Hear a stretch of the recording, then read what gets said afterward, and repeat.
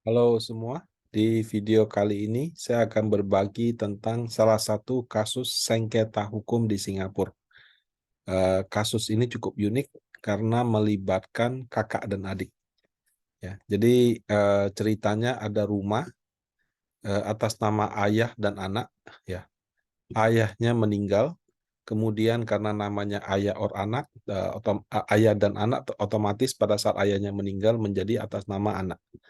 Nah, sang anak menjual senilai 3,3 juta Sin dollar, setara 36 miliar.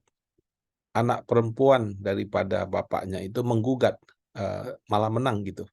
Nah, dari 3,3 juta, 3,1 juta dikembalikan ke anak perempuan itu.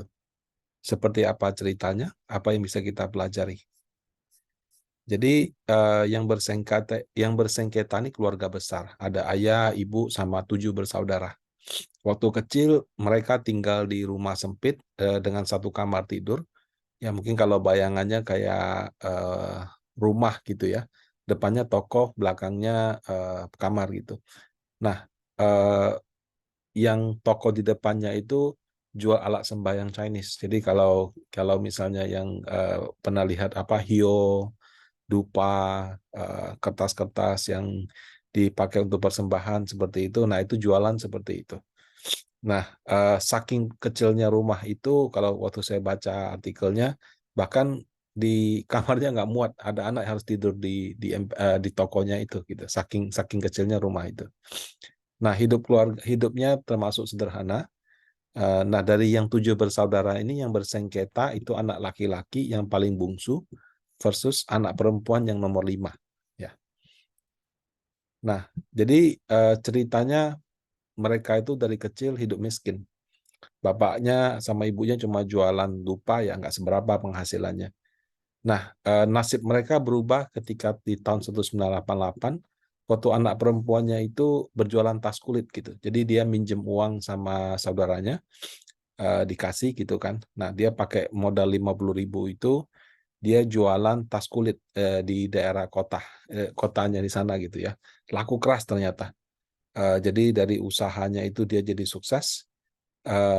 Keuntungan 1 bulan tuh bisa 8.000 sampai dengan 50.000 Sin dollar pada waktu yang bagus. Itu besar sekali Bapak Ibu, karena tahun 1988 8.000 Sin dollar itu nggak kecil ya.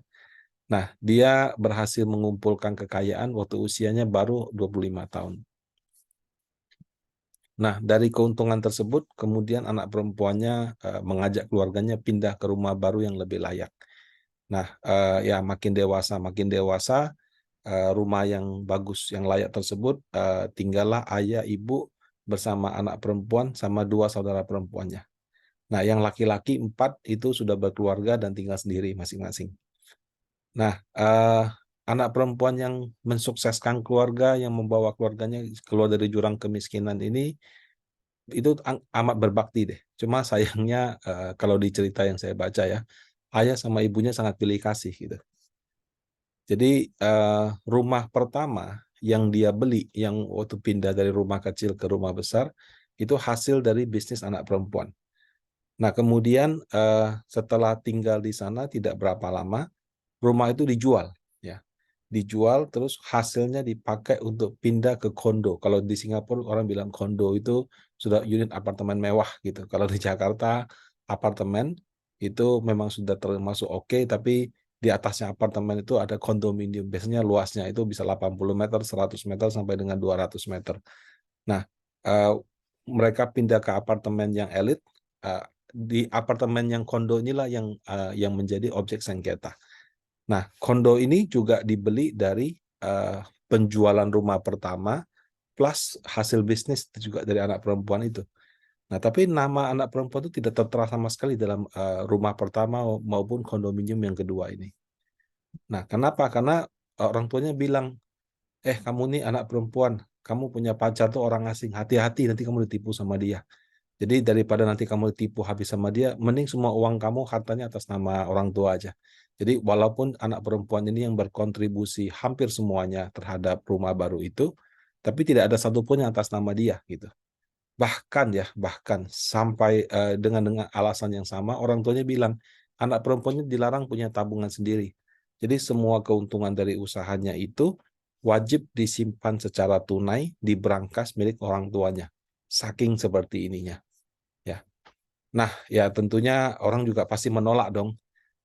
Ya mana mau kan uangnya dia yang cari, tapi disimpan di atas nama orang tuanya. Tapi namanya juga orang tua ya.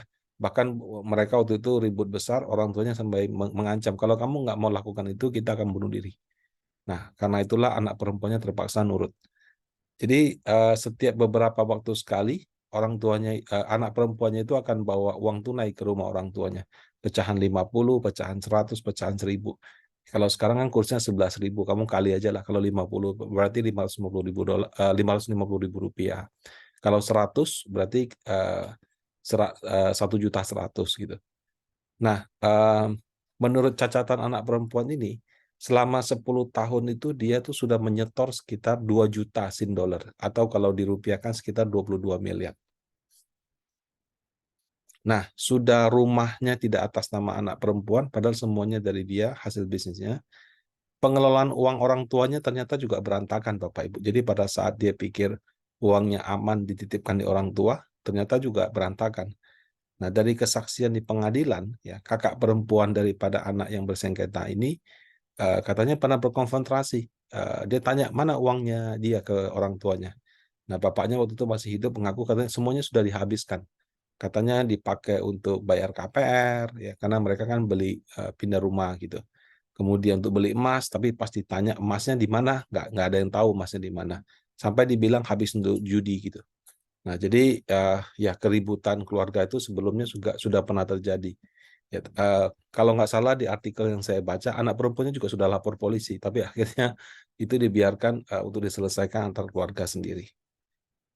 Nah, lanjut cerita ya, ketika orang tuanya sudah meninggal, bapaknya yang sudah meninggal itu, waktu pindah ke kondominium, apartemen kondominium itu atas nama ayah dan anak laki ya. Nah, waktu bapaknya itu pikun tahun 2019 ya. Kalau di Singapura itu pikun itu berarti sudah tidak cakap hukum. Otomatis apartemen yang dengan nama Or tadi menjadi milik adiknya yang paling bungsu. Nah, pada saat itu berubah nama sebenarnya belum jadi masalah.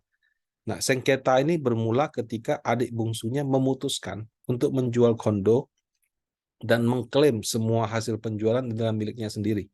Karena kenapa? Namanya atas nama dia. Jadi dia bilang, oh karena atas nama saya jual uangnya buat saya dong, gitu ya. Nah, si anak perempuannya nggak terima. Dia putuskan untuk menggugat ke pengadilan. Nah, di awal kan saya katakan, anak perempuan ini menang. Pertanyaannya bagaimana gitu kan? Bagaimana caranya kamu membuktikan properti yang sudah atas nama A dijual, A-nya nggak boleh terima uang? Bagaimana juga kamu membuktikan bahwa properti ini hasil dari kontribusi kamu? Kita kan tahu sendiri orang zaman dulu kan mungkin beli rumah kan mungkin patungan-patungan satu keluarga. Dari mana kita tahu uangnya itu dari mana, kan nggak ada nomor serinya seperti itu. Nah, bisa juga kan si anak bungsunya bilang, oh ya kan saya juga ikutan nyumbang gitu. Nah, bisa juga dia bilang, oh ini yang beli bapaknya waktu masih hidup. Jadi pembuktian di pengadilan ini yang ketika saya baca, saya jadi tertarik bagaimana caranya dia bisa menang di pengadilan. Nah, rupanya administrasi anak perempuan ini sangat rapi. Jadi semua uang tunai dari keuntungan bisnis yang dia kasih ke orang tuanya, dia catat, ya, dia bukukan. Bahkan ketika ditanya sama pengadilan, dia bisa mencocokkan, oke, misalnya saya hari ini kasih ke orang tua sekian dolar. Itu hasil dari keuntungan jualan. Invoice-nya dia bawa, dia tunjukkan. Jadi cacatan selama 10 tahun itu dia bisa tunjukkan dari tahun, kalau nggak salah dari 10-20 tahun terakhir, dia bisa tunjukkan kepada hakim bahwa setiap kali dia kasih uang ke orang tuanya, itu adalah hasil dari bisnis. Nah, sementara ini pengakuan daripada anak perempuan ya. Sementara pengakuan daripada anak laki-lakinya, dia bilang, rumah ini itu adalah dibeli sama bapaknya yang merupakan hasil dari usaha toko alat sembayang. Tapi dia tidak bisa menunjukkan dari mana bapaknya bisa untung ya, sehingga keuntungannya bisa dipakai untuk membeli rumah itu. Jadi dokumen pendukungnya tidak ada. Nah, kemudian kakak perempuan kan dia tinggalnya, dia kan 7 bersaudara. ada yang laki, ada yang perempuan. Nah, kakak perempuan dari anak yang bersengketa ini mendukung adiknya. Dia bilang, mereka buat pernyataan seperti ini. Kalau apa namanya, seandainya rumah itu memang semua apa namanya, mereka tuh membuat pernyataannya bahwa mereka tuh melepaskan hak waris, ya, apabila ada, karena memang semuanya itu dari adiknya, gitu kan. Kalau logikanya bapaknya meninggal, dibagi kan semuanya kebagian. Nah, kakaknya bilang enggak. Kalau memang saya dapat bagian, ya, karena hak waris saya lepaskan. Kenapa? Karena semuanya itu adiknya saya. Kemudian kakak perempuannya juga mengatakan bahwa bapak dia itu pernah ngomong gitu loh, pada saat dalam dalam apa meeting keluarga. Dia bilang, udahlah, nama dalam akta itu nggak berguna gitu.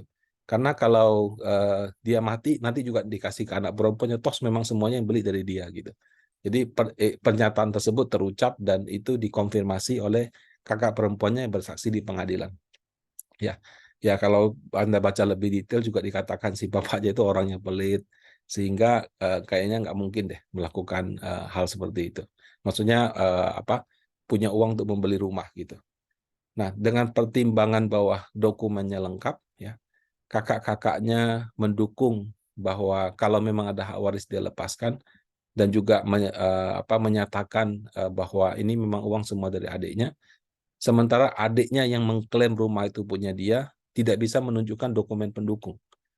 Nah, kalau di sana ternyata nama di atas akta itu tidak cukup, harus didukung juga dengan apakah kita berkontribusi terhadap aset tersebut. Karena kalau ketika ada sengketa di pengadilan, faktor itu yang dipertimbangkan hakim. Apakah ada kontribusi dari orang yang mengaku memiliki hak atas aset tersebut. Nah, keputusan dari hakim, ya seperti yang saya katakan, memenangkan anak perempuan. Jadi apa yang bisa kita pelajari gitu ya. Nah, jadi ketika sudah masuk ke pengadilan, dokumentasi itu amat penting. Karena kalau kita di pengadilan semuanya bicara bukti. Klaim-klaim, omongan-omongan kalau tidak dibuktikan dengan dokumen, ya sama aja seperti itu. Itu dari sisi pengadilan ya. Kemudian kalau dari sisi keluarga, sesama keluarga itu memang harus saling membantu. Tapi bukan berarti memanfaatkan secara berlebihan alias mengeksploitasi. Ya, kadang-kadang ada kakak atau adik yang lebih sukses. Kadang-kadang orang tuanya jadi, anaknya mungkin nggak jadi gitu kan. Ya, selalu saja, bukan selalu saja sih, ada saja cerita-cerita bahwa yang kurang itu mengeksploitasi yang lebih sukses. Ya, tapi bukan berarti juga tidak membantu sama sekali, karena kan sesama keluarga memang harus saling membantu. Nah, kemudian untuk adiknya ya yang sudah rumah atas nama dia masih mau telan semua hartanya, kadang-kadang sebagai manusia kita harus tahu kapan harusnya puas.